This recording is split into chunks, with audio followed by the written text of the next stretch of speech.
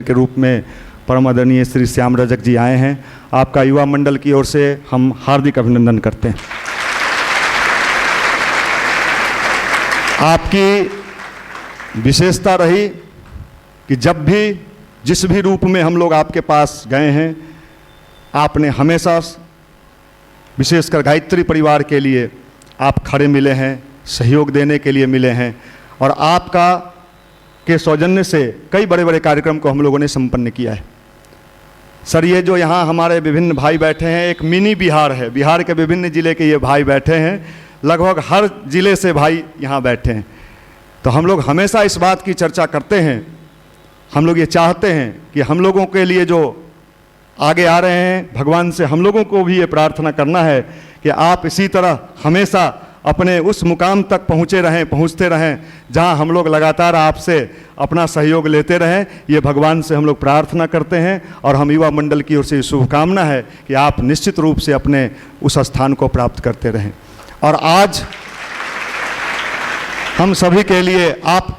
कीमती समय निकाले। कल रात में आप दिल्ली में थे, दिल्ली से अभी आए हैं, फिर अभी आपका आगे का प्रोग्राम है, लेकिन चूंकि युवा मंडल का प्रोग्राम था इसलिए आपने अपना बहुमूल्य समय निकाल के हम लोगों के बीच आए हैं और हमेशा तत्पर रहते हैं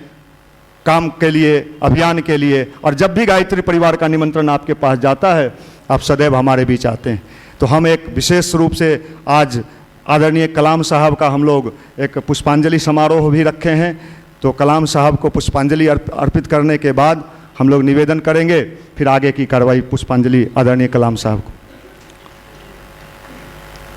ओम त्र्यंबकं यजामहे सुगंधिं पुष्टिवर्धनम् उर्वारुकमिव बन्धनात् मृत्योर्मुक्षीयमामृतात्।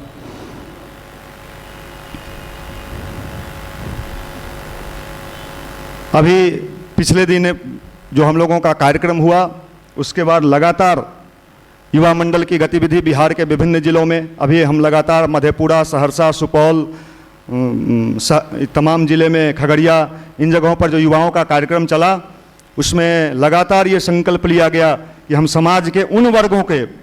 के बच्चों को पढ़ाने का संकल्प लें, विशेष अभियान के रूप में, जो किसी न किसी रूप में पढ़ाई से वंचित हो जाते हैं, किनारे हो जाते हैं। ऐसे बच्चों को बाल संस्कार शाला में पढ़ाया जाए, उनके कैरियर के लिए उनको मोटिवेट किया जाए और उनके परिवार को नशा से मुक्त करके उनके बच्चों को आगे बढ़ाने का हम लोग प्रेरक बने। गायत्री परिवार एक रचनात्मक अभियान, रचनात्मक आंदोलन लेके अभी पूरे बिहार में चल रहा है और इसमें सफलता भी मिल रहा है। अभी पटना के लगभग 26 जगह पर स्लम एरिया के बच्चों को पढ़ाने का काम एक मॉडल के रूप में गायत्री परिवार का चल रहा है।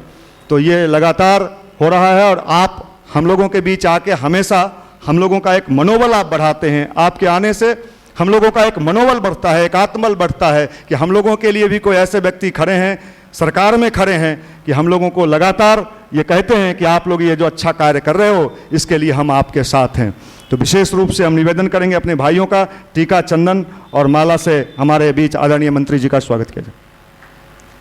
ओम भूर्भुवः स्वः तत्सवितुर्वरेण्यं भर्गो देवस्य धीमहि धियो यो नः प्रचोदयात्।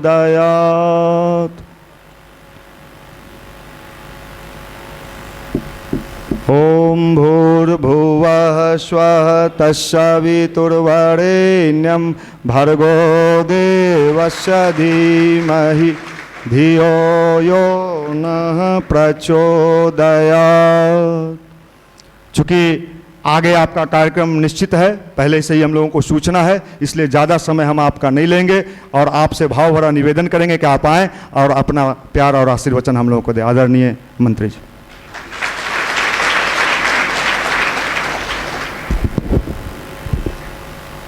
सम्मानित युवा बिहार के तमाम हमारे अनुज भाइयों, यहाँ उपस्थित भाई मनीष जी, आदरणीय आचार्य जी,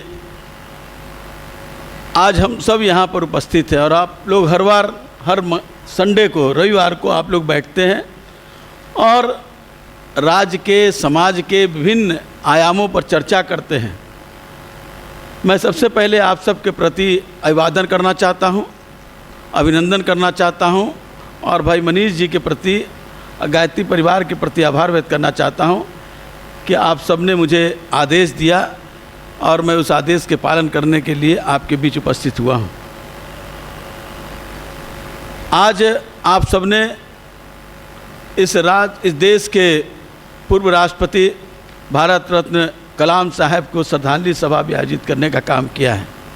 हम वहीं से शुरू करते हैं। कलाम साहब ने कहा था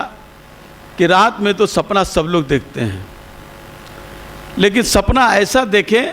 कि जो आपको नींद हराम कर दे, जो नींद न आए और उस सपना को साकार करने के लिए आप बेचैन हो जाएं।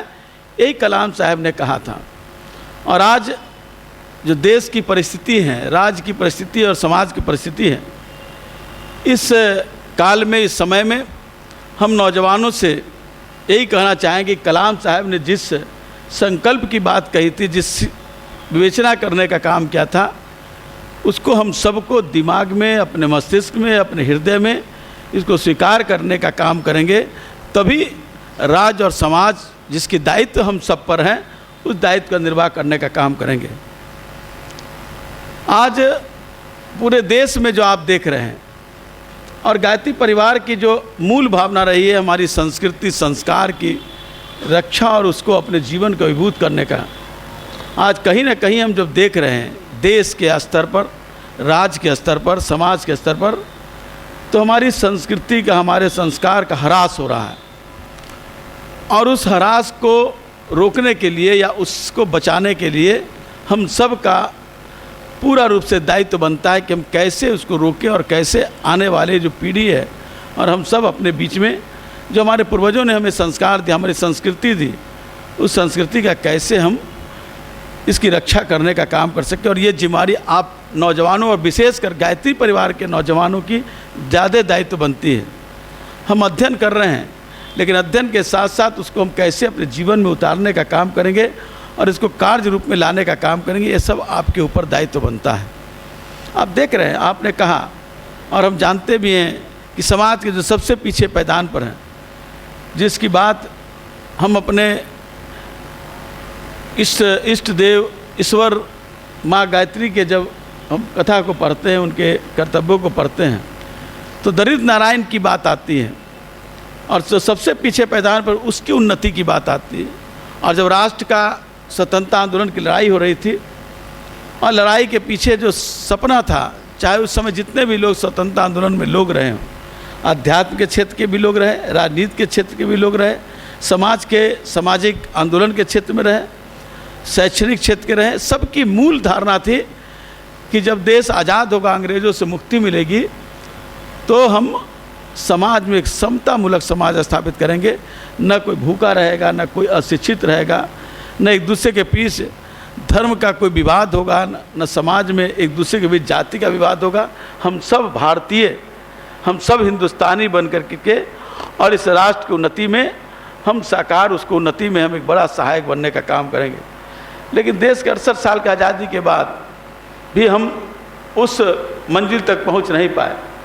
और उस मंजिल तक नहीं पहुंचने के कारण हम आज जो हिंदुस्तान सोने की चिड़िया कही जाती थी, आध्यात्म के क्षेत्र में विश्व का गुरु कहलाता था, वो आज भारत कहीं ना कहीं हम आज आश्रित हैं, कभी अमेरिका के प्रति आश्रित हैं, हम आश्रित हैं अन्य जो अन्य राष्ट्र जो बहुत मजबूत राष्ट्र हैं, चाहे यूरोप कंट्री हो, उनके प्रति आश्रित है। हमें इतनी सामर्थ्य घटती जा रही है